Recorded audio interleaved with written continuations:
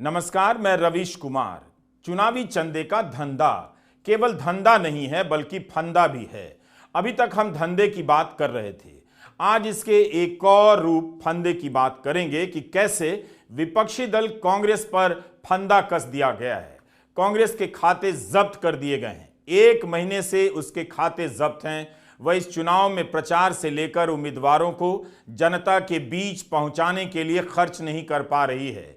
इस वीडियो को पूरा देखिएगा कि बीजेपी कैसे इसका बचाव कर रही है, इसलिए आखिर तक देखना जरूरी है। चंदे का धंधा पर यह हमारा 15वां वीडियो है, लेकिन इसका नाम कुछ और भी हो सकता है। चंदे का फंदा भी होना चाहिए। कांग्रेस के नेताओं के चेहरे पर इसके असर की चिंताएं साफ दिख रही हैं, मगर यह चिंताएं केवल कांग्रेस के लिए नहीं हैं। 21 मार्च की सुबह बुलाई गई यह प्रेस कॉन्फ्रेंस केवल कांग्रेस के लिए नहीं है, लोकतंत्र में यकीन रखने वाले किसी भी दल के समर्थक के लिए महत्वपूर्ण है। मोदी के समर्थकों के लिए भी उतना ही महत्वपूर्ण है, जो वोट देकर उन्हें जिताते हैं और लोकतंत्र के तरीके से चुनने का गौरव प्राप्त करते हैं।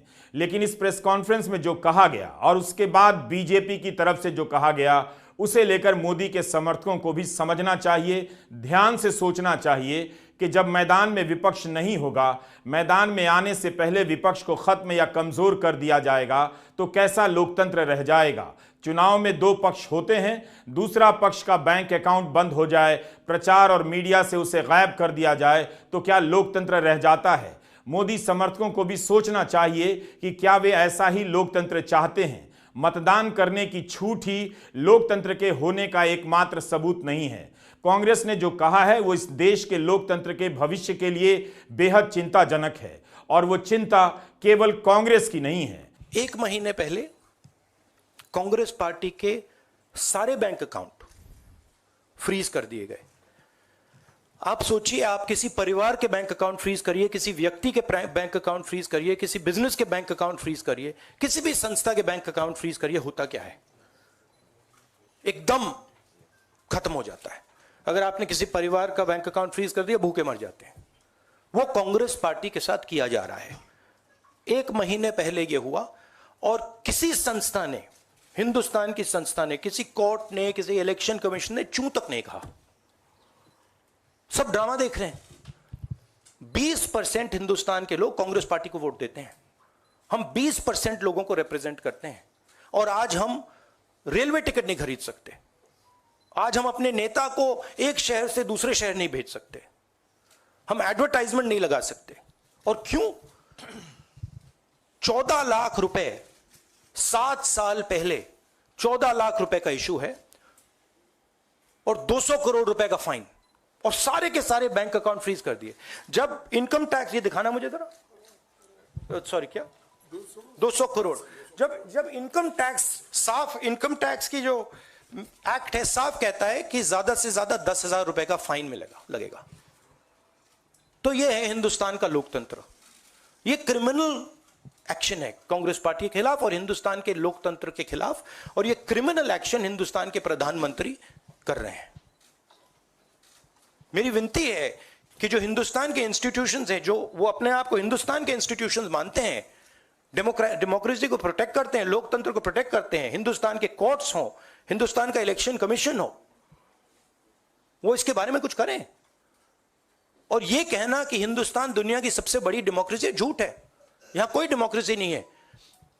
बिगेस्ट ऑपोजिशन पार्टी का आपने बैंक अकाउंट बंद कर दिया, और 1 महीने कोई कुछ नहीं बोल रहा है। आखिर कांग्रेस का खाता जब्त कर यह सरकार क्या संदेश देना चाहती है?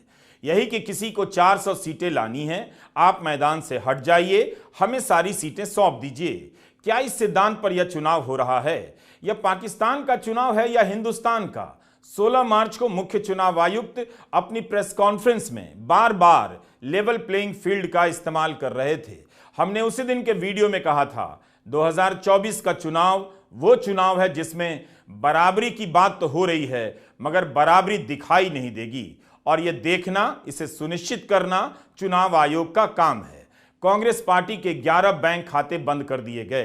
कांग्रेस अध्यक्ष मल्लिकार्जुन खड़गे ने आज उस लेवल प्लेइंग फील्ड की सच्चाई बता दी, धज्जियां उड़ा दी।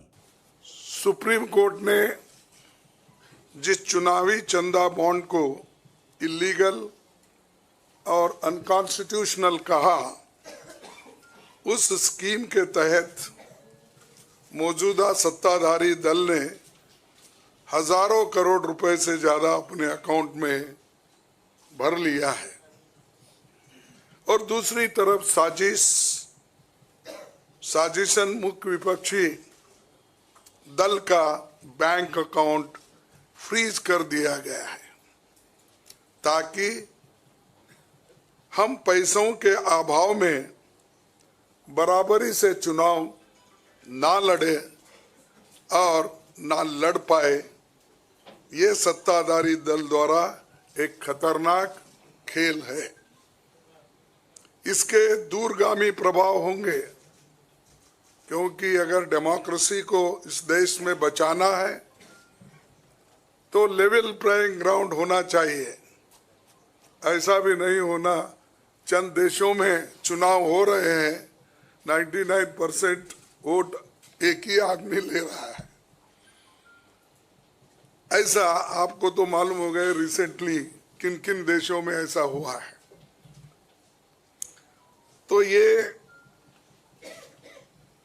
सत्ताधारी दल द्वारा एक खतरनाक खेल खेला गया है। इसके दूरगामी प्रभाव होंगे, पर यह स्पष्ट है कि इस तरीके से किसी राजनीतिक दल को असहाय बनाकर चुनाव लड़ने में बाधा उत्पन्न कर और फ्री एंड फेयर इलेक्शन कभी नहीं कहा जा सकता। एक तरफ बीजेपी है जिसके पास अलग अलग सोर्स से 12,930 करोड़ का चंदा है। यह वो चंदा है जो ज्ञात सोर्स से मिला है। इसमें चुनावी चंदे के बॉन्ड का 8,251 करोड़ रुपया है। चुनावी चंदे के लिए कुल जितने भी बॉन्ड भुनाए गए हैं, खरीदे गए हैं, उसका 56% हिस्सा बीजेपी को मिला है। कांग्रेस को केवल 11% मिला है। इतना अंतर है, यही इस चुनाव में लेवल प्लेइंग फील्ड के दावे को झुठला देता है। एक पार्टी धुआंधार प्रचार करेगी, एक पार्टी प्रचार में नजर नहीं आएगी। कांग्रेस के बैंक खाते हजारों करोड़ रुपए का हिसाब नहीं देने के लिए बंद नहीं किए गए हैं।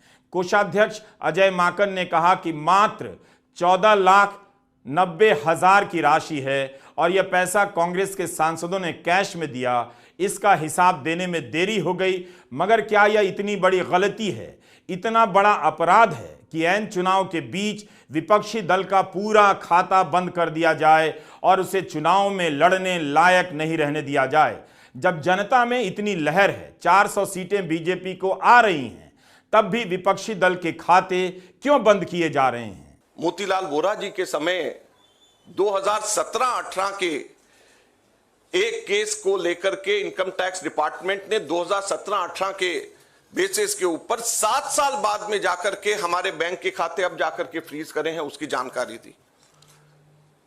मैंने कहा कि ये 7 साल पुराने कैसे फ्रीज किए जा सकते हैं और टाइमिंग इसका कैसा है। लेकिन मुझे अभी बहुत दुख के साथ कहना पड़ रहा है कि पिछले हफ्ते ये नोटिस हम लोगों के पास में आया है। इसकी कॉपी आप सब लोगों को मिल गई है, आप सब लोगों के आ गई है। आप जरा देखिए, ये सीताराम केसरी जी के जमाने का नोटिस हमें पिछले हफ्ते आया। आप सोचिए, सीताराम केसरी जी के जमाने का 1994-95 की असेसमेंट ईयर का नोटिस अब हमारे पास में आया और इसको लेकर के भी आगे आने वाले समय के अंदर फिर से बैंक को फ्रीज करने का और डिमांड लगाने की ये कवायद शुरू होगी। तो ये कौन सा लोकतंत्र है? अगर इसी रफ्तार से जाएंगे तो महात्मा गांधी के समय पे जमनालाल बजाज जब ट्रेजरर हुआ करते थे, उस टाइम पे भी कोई चीज निकाल करके अब इस वक्त इस चुनाव से पहले हमारे अकाउंट्स को फ्रीज किया जाएगा। तो ये किस चीज का लोकतंत्र है? 30 साल पुराना, 31 साल पुराना असेसमेंट ईयर का हिसाब निकाल करके हमारे खाते फ्रीज करे जा रहे हैं ताकि हम लोग चुनाव ही ना लड़ पाए। हम लोगों के पास में मुख्यतः 3 बातें हैं कहने की। हर पॉलिटिकल पार्टी इनकम टैक्स से एग्जेम्प्टेड होती है। कभी किसी ने भी पेनल्टी इस तरीके से नहीं दिया, तो कांग्रेस पार्टी को अकेले क्यों चुना जा रहा है? यह चुनाव दुनिया के सबसे बड़े लोकतंत्र का है। क्या 14 लाख रुपए के हिसाब के लिए किसी बड़ी विपक्षी पार्टी का खाता जब्त किया जा सकता है? हजारों करोड़ के चुनावी चंदे का धंधा सामने आ गया, उसे कई अखबारों ने कवर तक नहीं किया। क्या आपको शक नहीं हुआ कि किसका अपराध आपसे छिपाया जा रहा है, किसका घोटाला आपसे छिपाया जा रहा है? और यहां एक विपक्षी दल का खाता बंद कर कानून लागू करने का स्वांग रचाया जा रहा है। यह बेहद खतरनाक है। क्या यह हत्या का अपराध है जिसकी सजा नहीं टाली जा सकती है? क्या आपको यह लोकतंत्र की हत्या का खेल समझ नहीं आ रहा? खुद मोदी सरकार 2016 में काला धन वालों को छूट देने के लिए एमनेस्टी स्कीम लेकर आई थी। कहां तो उन्हें जेल भेजना था, लेकिन सबसे कहा गया कि काला धन जमा करो, थोड़ा ज्यादा टैक्स दो और बाकी पैसे से ऐश करो। 2021 के अपने बजट भाषण में निर्मला सीतारमण ने घोषणा की कि इनकम टैक्स रिटर्न जमा कराने के बाद अगर 3 साल गुजर गए हैं तो टैक्स फाइल नहीं खोली जाएगी।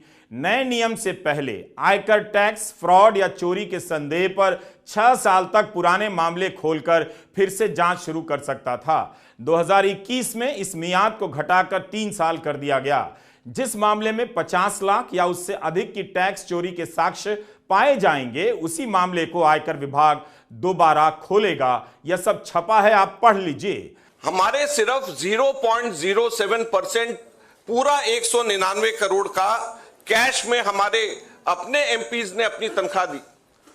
उसकी वजह से 0.07% की अनियमितता की वजह से 106% की पेनल्टी हमारे ऊपर लगाई गई। 106% की कितना 0.07% की अनियमितता की वजह से 106% की पेनल्टी हम लोगों के ऊपर लगाई गई है। ये क्वांटम हम लोगों ने मात्र 30 दिन लेट हम लोगों ने अपने अकाउंट सबमिट करे।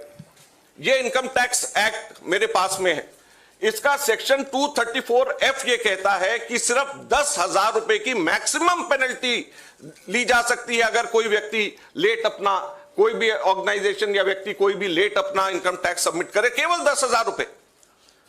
और हमारे ऊपर 210 करोड़ रुपए का 210.25 करोड़ का 210.25 करोड़ का लियन मार्क कर दिया गया। 10,000 की सिर्फ पेनल्टी, सिर्फ 0.07% का हमारा टोटल अकाउंट में से कैश के अंदर लिया गया। ये कहां का न्याय? 115 करोड़ रुपए फोर्सफुली हमारे बैंक अकाउंट से इनकम टैक्स ऑफिसर्स ने बैंक मैनेजर्स के पास में जाकर के सरकार को ट्रांसफर करा दिया गया। वो अब हमारे पास में नहीं है। 115 करोड़ रुपया बैंक मैनेजर्स को जाकर के एक तरीके से डरा करके, धमका करके इनकम टैक्स ऑफिसर्स ने हमारे अकाउंट से इनकम टैक्स डिपार्टमेंट और सरकार को वापस ट्रांसफर करा दिया। मैंने बताया जैसे पिछले 5 हफ्ते से 1 महीने से भी ज्यादा हम अपने पैसे जो हमारे वर्कर्स ने इकट्ठे करे हैं वो हम इसका उसका इस्तेमाल नहीं कर पा रहे हैं। ये कहां की डेमोक्रेसी है? ये कहां का लोकतंत्र रह गया? तो इसलिए हम आपसे कहना चाहते हैं, ये केवल हम लोग तो अपनी लड़ाई लड़ेंगे, लेकिन ये आप लोगों की भी लड़ाई, मीडिया की भी लड़ाई है, देश की जनता की लड़ाई है। अगर आप इसके अंदर हमारे को समर्थन नहीं करेंगे तो लोकतंत्र जिंदा नहीं रहेगा, ना आप रहेंगे ना हम रहेंगे। आयकर उल्लंघनों में रियायतें मिलती रहती हैं, जुर्माने भी लगते हैं, लेकिन क्या यह सही है कि बीच चुनाव में एक विपक्षी दल का सारा पैसा जब्त कर लिया जाए, 7 साल और 30 साल पुराने मामले में नोटिस भेजा जाए और जवाब मांगा जाए? नियमों का हवाला देने वाली बीजेपी यह बताना चाहती है कि इसमें कुछ भी गलत नहीं हुआ, जो हुआ सही हुआ। कांग्रेस की प्रेस कॉन्फ्रेंस के बाद बीजेपी के राष्ट्रीय अध्यक्ष जेपी नड्डा का ट्वीट आ गया। उन्होंने लिखा कि जनता कांग्रेस को रिजेक्ट करने जा रही है, उसे ऐतिहासिक हार का डर है। उनकी चोटी के नेता प्रेस कॉन्फ्रेंस में आए और भारत के लोकतंत्र और संस्थाओं के खिलाफ रुदन क्रंदन करने लगे। वे अपनी वित्तीय गड़बड़ियों का आरोप किसी और पर लगा रहे हैं। सच्चाई यह है कि वे बौद्धिक और नैतिक रूप से दिवालिया हो चुके हैं। अपनी गलतियों को ठीक करने के बजाय कांग्रेस भारत की संस्थाओं पर आरोप लगा रही है। दिल्ली हाई कोर्ट और आयकर ट्रिब्यूनल ने नियमों का पालन करने का आदेश दिया है, कहा है कि बकाया टैक्स चुकाइए। पार्टी ने नहीं चुकाया। जिस पार्टी ने हर सेक्टर में लूट की है, हर राज्य में लूट की है, इतिहास के हर मोड़ पर लूट की है, वह अपने आप को वित्तीय रूप से असहाय बता रही है। यह हास्यास्पद है। आप इस बयान को ठीक से समझिए। ठीक है कि कांग्रेस हार जाएगी, जनता उसे ठुकरा देगी। भ्रष्टाचार के आरोप बीजेपी पर भी लगे। कर्नाटका में बीजेपी भ्रष्टाचार के आरोप के कारण हार गई और कांग्रेस पर भी भ्रष्टाचार के आरोप लगते रहे हैं। लेकिन इसका मतलब यह नहीं कि चुनाव के बीच एक पार्टी का फंड सीज कर दिया जाए। चुनावी चंदे के बॉन्ड में भांति भांति की लूट की खबरें छप रही हैं, गंभीर से गंभीर संदेह जताए जा रहे हैं। तो क्या इस आधार पर बीजेपी का खाता बंद कर दिया जाए, ईडी की रेड हो जाए? क्या यह नहीं दिखता है कि विपक्ष को खत्म करने के लिए पुरानी फाइलें खोली जा रही हैं, गलतियां निकाली जा रही हैं खोज खोज कर, और उसे लेकर केस बनाया जा रहा है? 1994-95 और 2017-18 के मामले में इस वक्त बैंक खाता फ्रीज करने को एक लोकतांत्रिक पार्टी सही ठहरा रही है और उसके समर्थक भी चुप नजर आते हैं। कांग्रेस पार्टी का अकाउंट अगर फ्रीज किया गया है तो देश का अकाउंट फ्रीज किया गया है। ये तो कमाल है भाई। मुझे अपने जेपी मूवमेंट के आंदोलन के दिनों की याद आ गई। Indira is India, India is Indira, याद है ना? इमरजेंसी का दिन, जेपी की अगुवाई, कांग्रेस पार्टी की हार, आप सभी जानते हैं। कांग्रेस पार्टी राजनीतिक रूप से सूख कर कांटा हो गई है, फिर भी कांग्रेस पार्टी का अकाउंट अगर फ्रीज हुआ तो देश का अकाउंट फ्रीज हुआ। Mister Rahul Gandhi, what do you mean by this? Don't insult Indian democracy. Rahul Gandhi, Bharat के लोकतंत्र को इस तरह से आप शर्मसार नहीं करें। यह देश आपकी पार्टी से बड़ा है, यह देश का लोकतंत्र आपसे बड़ा है। और आज इसी देश में आपने झूठ बोला है, गाली दी है, और सब देश ने देखा है, टीवी पे चला है ना। तो आप झूठ बोल सकते हैं, गाली दे सकते हैं, देश सुन रहा है, आपको यह तक अधिकार है, और करें देश का लोकतंत्र नहीं है। ये कौन सा तर्क है? यह सारे तर्क कुतर्क की श्रेणी में आ सकते हैं। एक लोकतांत्रिक पार्टी के नेता, जेपी के आंदोलन से निकले नेता रविशंकर प्रसाद कह रहे हैं कांग्रेस पार्टी का खाता जब्त हुआ है, देश का अकाउंट फ्रीज नहीं हुआ है। यह कोई साधारण बयान नहीं है, बल्कि ऐलान है कि अब चुनाव ऐसे ही होगा। बराबरी का नया सिद्धांत लागू कर दिया गया है। एक पार्टी हजारों करोड़ खर्च करेगी और एक पार्टी का बैंक खाता बंद रहेगा। यह भी कमाल है कि भारत की जनता इसमें गलत नहीं देख रही होगी। उसे नहीं दिख रहा होगा कि इन तर्कों के पीछे लोकतंत्र को खत्म करने वाला कौन सा चेहरा छिपा खड़ा नजर आ रहा है। क्या 14,90,000 का हिसाब न मिलना इतना बड़ा अपराध है कि चुनाव के बीच उसका खाता बंद कर दिया जाए? फिर तो हर आदमी के टैक्स की फाइल खोलकर 500 से 1000 रुपए के मामले में लोगों को जेल में डाल दिया जाएगा। क्या अब उसी दिन का इंतजार हो रहा है? बल्कि कितने लोगों को जेल में डाला गया इसी सरकार के दौर में। 5-5 साल लोग जेल में रहे, कोई सबूत नहीं मिला तो जमानत देनी पड़ी। क्या रविशंकर प्रसाद के लोकतंत्र की कल्पना में जीएन साईं बाबा के साथ जो हुआ वह आता है? बिना किसी सबूत के एक विकलांग प्रोफेसर को 4 साल से ज्यादा समय तक जेल में रखा गया। क्या वह रविशंकर प्रसाद के लोकतंत्र का चांद है, सूरज है, मोरपंख है? यह मामला क्या है? सुप्रीम कोर्ट ने 20 मार्च को ईडी द्वारा पूरक आरोप पत्र दायर करके आरोपी व्यक्तियों को डिफॉल्ट जमानत देने से इनकार करने और जांच जारी रखने के अभ्यास की निंदा की, जिससे ऐसे व्यक्तियों को अनिश्चित काल तक जेल में रखा गया है। जस्टिस संजीव खन्ना और जस्टिस दीपांकर दत्ता की पीठ ने कहा, ईडी द्वारा अनिश्चित काल तक जांच जारी रखने और आरोपी को बिना सुनवाई के जेल में रखने की जो परिपाटी अपनाई जा रही है, सुनिए ध्यान से, जो परिपाटी अपनाई जा रही है वो अदालत को परेशान कर रही है और वह इस मुद्दे पर विचार करेगी। ये सारे आदेश यही तो कह रहे हैं कि नियमों और प्रक्रियाओं का लाभ उठाकर लोगों को जेल में बंद किया जा रहा है। कौन जानता है मनीष सिसोदिया, संजय सिंह और तमाम लोग किस लिए जेल में डाले गए हैं। बीजेपी नियमों का हवाला दे रही है, आपातकाल की याद दिलाने चली आती है। लेकिन अभी कर्नाटका के कांग्रेस नेता के साथ क्या हुआ, जिस केस में उन्हें 1 महीने के लिए जेल भेजा गया। मनी लॉन्ड्रिंग के उस केस को सुप्रीम कोर्ट ने रद्द कर दिया, डीके शिव कुमार के केस का। इसलिए जब बीजेपी नियमों का हवाला दे तो उसे समग्रता से देखने की जरूरत है। बीजेपी नियम कर रही है, कोर्ट कर रही है, सभी को पता है। जब वही कोर्ट के फैसले पलटकर उससे सवाल करते हैं तो जानकारी नहीं दी जाती है। सुप्रीम कोर्ट ने चुनावी चंदे के बॉन्ड को अवैध और असंवैधानिक कहा कि नहीं कहा कि जानकारी दीजिए, एक एक जानकारी दीजिए। तब भी state bank of India court पहुंच गया कि जून में बताएंगे, 136 दिनों का समय दीजिए। जब डांट पड़ी, फटकार पड़ी तो एक दिन में जानकारी दे दी गई। यह डिफॉल्ट किसने किया? जिस दिन यह फैसला आया था उस दिन रविशंकर प्रसाद ठीक से प्रतिक्रिया नहीं दे पाए। फैसले का अध्ययन करेंगे यह कहकर निकल गए। आज रविशंकर प्रसाद कह रहे हैं उन्हें न्यायपालिका पर गर्व है, लेकिन उस दिन क्यों नहीं कहा जब सुप्रीम कोर्ट ने उनकी सरकार के एक लाए कानून को अवैध और असंवैधानिक कहा था? क्योंकि औपचारिक टिप्पणी इस पूरे जजमेंट को पढ़ने के बाद बताई जाएगी। Since the judgment is of a constitution bench running into hundreds of pages, it requires a comprehensive study and thereafter a structured reply. तो ये आपसे हम बहुत विनम्रता से कहना चाहेंगे कि जो कि सुप्रीम कोर्ट के संवैधानिक पीठ का यह फैसला है, अतः पार्टी की ओर से और संभवतः सरकार की ओर से आवश्यकता पड़ेगी तो इसका सुविचारित टिप्पणी की जाएगी। हमें भारत के न्यायपालिका पर गर्व है। अभी तो देखा इलेक्टोरल बॉन्ड में फैसला हुआ कि नहीं हुआ, बाकी होता है, यही तो देश है। क्या कमाल की बात कह रहे हैं रविशंकर प्रसाद। पहले दिन से लेकर आज तक किसी ने नहीं कहा इलेक्टोरल बॉन्ड पर कोर्ट का जो फैसला आया है उस पर उन्हें गर्व है। क्या बीजेपी के किसी नेता ने कहा? क्या सरकार के किसी मंत्री ने कहा? वित्त मंत्री ने कहा? क्या सही में यह फैसला उनके लिए गर्व करने लायक है जिसे कोर्ट ने अवैध और असंवैधानिक कहा है? प्रधानमंत्री ने तो आज तक चुनावी चंदे के बॉन्ड पर नहीं बोला।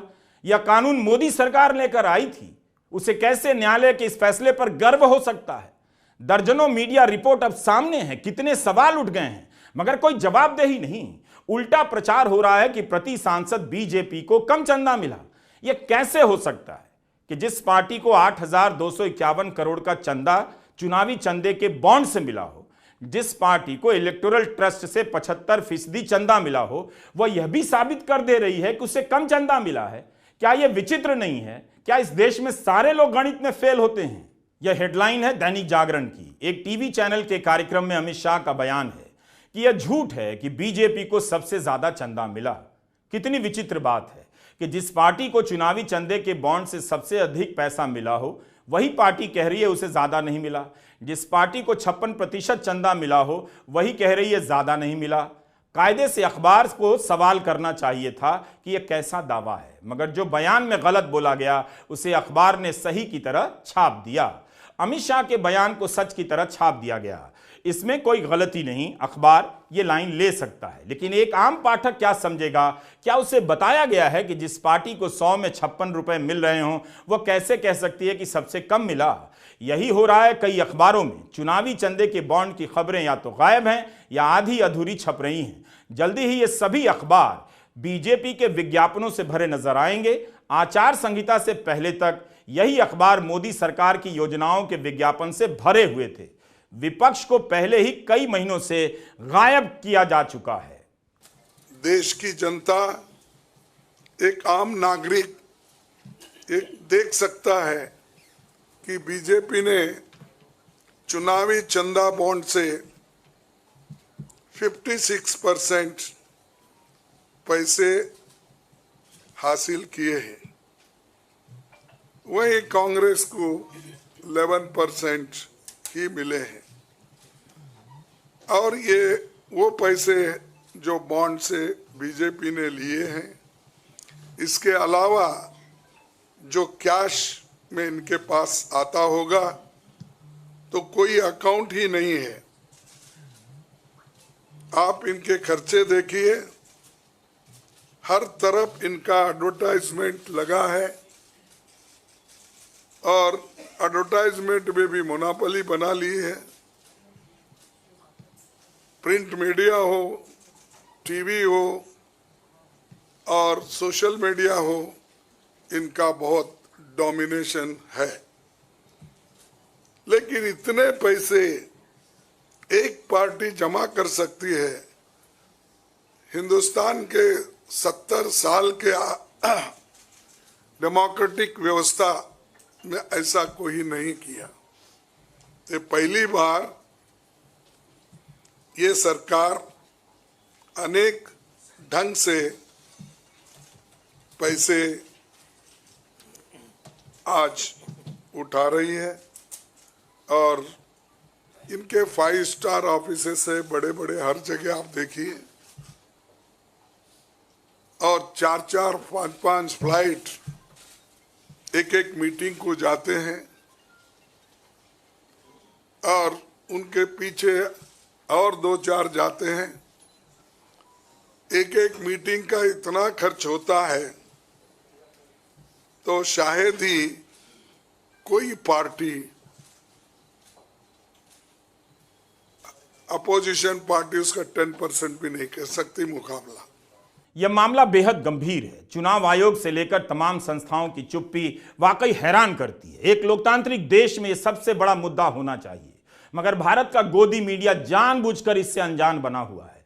कायदे से इसे लेकर देश में बहस होनी चाहिए थी, अखबारों में यह खबर प्रमुखता से छपनी चाहिए थी। इसके खतरे को भारत के पत्रकार नहीं समझेंगे तो कौन समझेगा? बीबीसी, लेमॉर्ड, CNN, अल जजीरा समेत कई अन्य प्रमुख अंतर्राष्ट्रीय मीडिया ने इसे रिपोर्ट किया है। ऐसा नहीं है कि भारत के अखबारों ने छापा नहीं, मगर क्या जनता को जोर शोर से बताया गया कि विपक्ष का खाता बंद कर दिया गया है तो यह चुनाव कैसे होगा? इस चुनाव में बराबरी कैसे रहेगी? क्या आपको भारत के मीडिया से पता चल रहा है कि यह इतनी बड़ी खबर है और इस खबर के खतरे क्या क्या हो सकते हैं? This issue affects not just the Indian National Congress. It impacts our democracy itself most fundamentally. A systematic effort is underway by the Prime Minister to cripple the Indian National Congress financially. Funds collected from the public are being frozen and money from our accounts is being taken away forcibly. However, even under these most challenging circumstances, we are doing our very best to maintain the effectiveness of our election campaign. This, we all believe, is unprecedented and undemocratic. विपक्षी दल का bank खाता जब्त हुआ है। सबको jail में भेजकर बैंक खाते जब्त कर चुनाव एक खराब नाटक से ज्यादा कुछ भी नहीं लग रहा। वो भी भारत का चुनाव खुले मैदान में होना चाहिए, बराबरी से। यह भारत है, उसका लोकतंत्र है, तुर्की नहीं है और ना पाकिस्तान है। क्या भारत अब तुर्की से सीखने लगा है? 2023 जनवरी में तुर्की के उच्च न्यायालय ने देश की प्रमुख विपक्षी पार्टी की फंडिंग को निलंबित कर दिया। उसके खाते फ्रीज कर दिए गए। HDP यानी पीपल्स डेमोक्रेटिक पार्टी वहां की संसद में दूसरी सबसे बड़ी पार्टी है। 6 महीने बाद आम चुनाव होने वाले थे और विपक्षी दल का बैंक खाता बंद कर दिया गया। आरोप लगा दिया गया कि मुख्य विपक्षी दल तुर्की सरकार के खिलाफ हथियारबंद विद्रोह करने वाली कुर्दिस्तान वर्कर्स पार्टी की राजनीतिक इकाई बन गई है। बस पार्टी को आतंकवादी घोषित कर अकाउंट बंद कर दिया गया। लेकिन चुनाव से 3 महीने पहले कोर्ट ने अपना फैसला पलटा और पार्टी के अकाउंट से पाबंदी हट गई। 1 महीने से कांग्रेस का खाता जब्त है।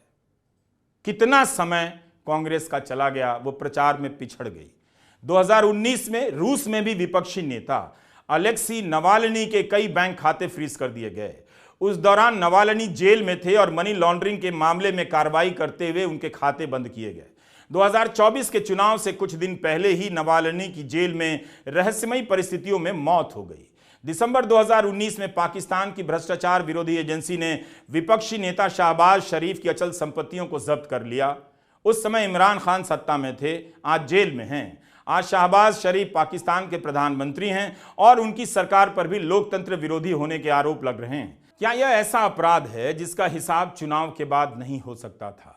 सवाल है, कांग्रेस का खाता बंद कर क्या इस चुनाव में लेवल प्लेइंग फील्ड बनता है? अपने जितने भी हमारे चुनाव कराने कर्मी जाएंगे उनसे मैं फिर से एक बार अपील करना चाहता हूं, आज सुन रहे होंगे कहीं ना कहीं, कि लेवल प्लेइंग फील्ड प्रोवाइड करना उनका परम धर्म है। इसमें से कतई भी कोताही ना बरतें। उनको बताया गया है, इंस्ट्रक्शंस दी गई हैं, अगर बरतेंगे तो will be ruthless in dealing, because majority ऐसा नहीं करती। अगर 1-2 करेगा तो उसकी वजह से हम अपने इलेक्शंस को बदनाम नहीं होने देंगे। Will be ruthless. क्या यह ऐसा अपराध है जिसका हिसाब चुनाव के बाद नहीं हो सकता था? सवाल है कांग्रेस का खाता बनकर क्या इस चुनाव में लेवल प्लेइंग फील्ड बनता है? पूछा जाना ही चाहिए कि वो लेवल प्लेइंग फील्ड कहां है? विपक्ष की पार्टी के बैंक खाते जब्त करने से क्या लेवल प्लेइंग फील्ड बनती है? कहां तो बीजेपी को कहना चाहिए कि मुकाबला बराबरी का होना चाहिए, लेकिन 14 लाख रुपए के हिसाब के लिए विपक्षी दल का खाता जब्त कर नियमों का हवाला दिया जा रहा है। नियमों से ही लोकतंत्र का गला घोंटा जा रहा है। इस धंधे को ठीक से समझिए। जितना दिख रहा है उसके पार जाकर देखिए। चुनाव मैदान में नहीं, जनता के बीच में नहीं, पर्दे के पीछे निपटाया जा रहा है। एजेंसियों के छापों के बाद और छापों के डर से कंपनियां सैकड़ों करोड़ रुपया चंदे में दे रही हैं और उन्हीं एजेंसियों के आदेश से, उनके इस्तेमाल से सबसे बड़ी विपक्षी पार्टी के सभी 11 बैंक खाते सीज कर दिए गए। आप किसी पार्टी के समर्थक हों, वोट किसी को देते हो, क्या आप ऐसा चुनाव देखना चाहते हैं कि विपक्ष के नेता जेल में हैं, जो नहीं है उन पर जेल जाने की तलवार लटक रही है और विपक्षी दल कांग्रेस के बैंक खाते जब्त हैं? क्या इस देश की जनता भी लोकतंत्र को खत्म कर देने के अभियान में शामिल है? क्या उसने भी तय कर लिया है कि भारत के लोकतंत्र का जीवन अब बिना विपक्ष के होगा? और क्या उसे समझ नहीं आ रहा कि यह उसी के लिए कितना खतरनाक होगा? नमस्कार, मैं रवीश कुमार।